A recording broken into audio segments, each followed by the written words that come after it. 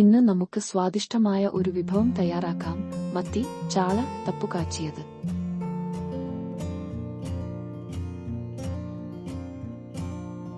പത്തോ 12 ഇടത്തരം വലിപ്പമുള്ള മത്തി നന്നായി കഴുകി വൃത്തിയാക്കി വെക്കുക.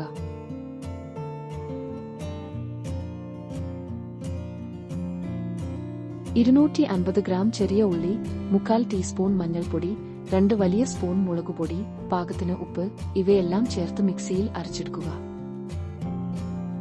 ഒരു പരന്ന മൺചട്ടിയിൽ കുറച്ചു വെളിച്ചെണ്ണ ചൂടാക്കുക. മൺചട്ടി ഇല്ലെങ്കിൽ ചീനച്ചട്ടി ഉപയോഗിക്കാം.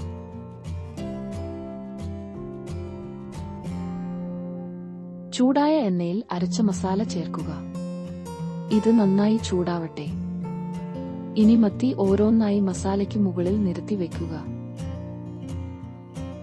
ശേഷിച്ച മസാലയും മത്തിയുടെ മുകളിൽ ഒഴിച്ച് ചട്ടി അടച്ചു വെക്കുക. കുറഞ്ഞത് 3 മിനിറ്റിലോ അതിലധികമോ വെന്ത് വരാനായി കാത്തിരിക്കുക. മത്തി ഒന്ന് വെന്ത ശേഷം ചട്ടി തുറന്ന് ഓരോ മത്തിയും മറിച്ചിട്ട് വീണ്ടും മൂടിവെക്കുക. അവസാനമായി 2 തണ്ട് കറിവേപ്പില ചേർത്ത് വീണ്ടും അടച്ചുവെച്ച് സ്റ്റവ് ഓഫ് ചെയ്യുക. രുചികരമായ മത്തി തപ്പുകാച്ചിയത് തയ്യാർ.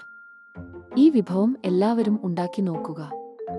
നിങ്ങൾക്ക് തീർച്ചയായും ഇഷ്ടപ്പെടും. ഈ വീഡിയോ ലൈക്ക് ചെയ്യാനും ചാനൽ സബ്സ്ക്രൈബ് ചെയ്യാനും മറക്കരുതേ. നന്ദി, നമസ്കാരം.